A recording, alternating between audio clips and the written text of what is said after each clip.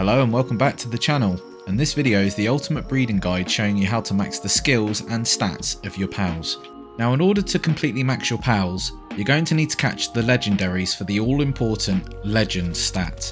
Jet Dragon is a must have regardless of breeding because he's very useful.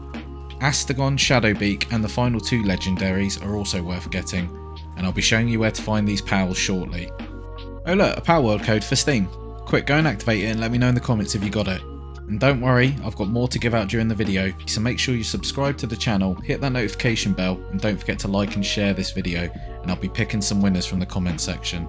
So keep your eyes peeled. Just to give you an idea of the possible combinations, breeding Jet Dragon and Elphadran will give you a Jormuntide. From there you can breed Jormuntide with Quivern to get a beacon. Now the main goal here with the legendary pals is to pass down the legend stat, and for a perfect pal you want 4 yellow rank 3 stats, which is really hard to get, so you're going to have to hatch a lot of eggs. So let's take a look at some of my pals.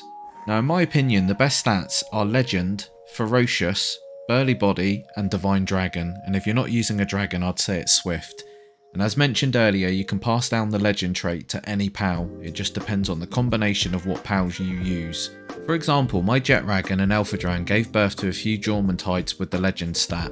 I then began breeding all my Jormuntides together to get some incredible stats on them. Now I'll be uploading a full combination spreadsheet to my Discord soon, so stay tuned on my Discord server. Now there are some rank 3 stats that are perfect for pals that you want to use in your base, like Diet Lover, Workaholic and Artisan. I'd say Artisan is the best, especially when it comes to crafting on the assembly lines. But for me, I'm not too fussed about that yet, I just want to focus on getting some really strong pals, so Legend and Ferocious will give me an insane increase to my attack and defense, and Burly Body giving me even more defense, and then Divine Dragon buffing all my dragon damage. But like I said, if you're not using dragons, Swift is another good one to try for, which is 30% movement speed increase. But I use a lot of dragons, so Divine Dragon is a must have for me, I just love my dragons. It's also worth mentioning that you can pick these fruits throughout the world. They grow on blue trees, you may have seen them, and you can change your pal's attacks with these, and there's some really good attacks to be had, so they're worth farming daily. Now I don't know if there's any legendary versions because I haven't seen any drop, but that doesn't mean that there isn't any. Some of the combinations that you can do with these fruits are insane, but you just want to make sure you've got a quick cooldown spell for your best pals because you don't want them waiting around for ages on cooldowns. So you've got the perfect pal, you've got the perfect attacks, now you need to buff him up at a statue. So those pal souls you've been collecting throughout the world, they actually buff your pals, but the further along you get, the more they cost, and you'll need the medium and large pal souls, which only drop from hard bosses, so you're going to have to grind. And as you get further along, they start costing a lot. So I'm going to use all my souls right now. I like to think I've got quite a fair few. Not a lot, but a fair few.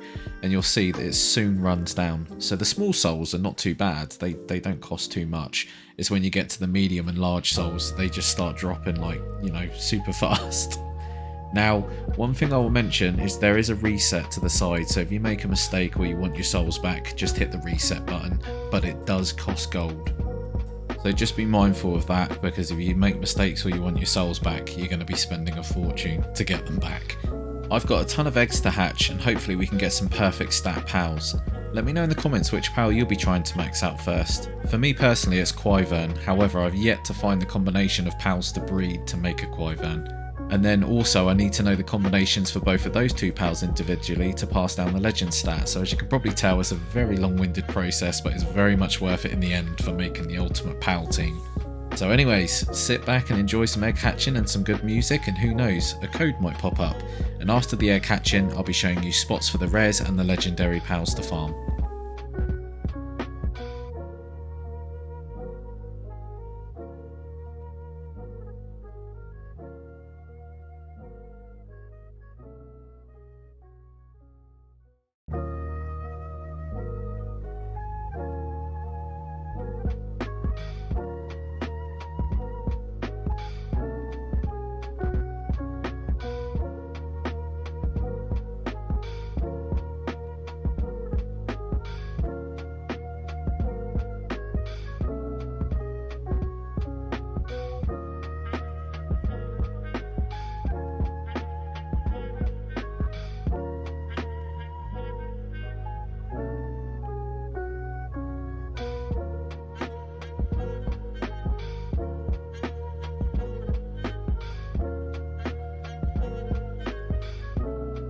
So this was the best one of the bunch, but unfortunately no 4 yellow passive skills. Now I know you can get 4 yellow passive skills, it just requires a lot of luck, and that's going to require a lot of eggs, and that is exactly what I'm going to focus on now, so I can keep finding the combinations and make some absolutely crazy pals with the best stats.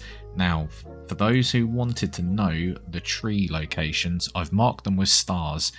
This one is the one that has been yielding the epic and rare quality. So this is a good tree. So that's the coordinates there. So -622 by -260. This one over here is also a good one, which is -38 by -159. And the rest are scattered around the map. So there's one here in the starting zone. That doesn't yield good fruit. This one doesn't yield good fruit. This one does, which is at 362 by -314. So there's a couple around. I haven't found them all, but like I said, this one is the best one. This is the one you want to focus on. Now, as for the legendaries, Jetragon's up here.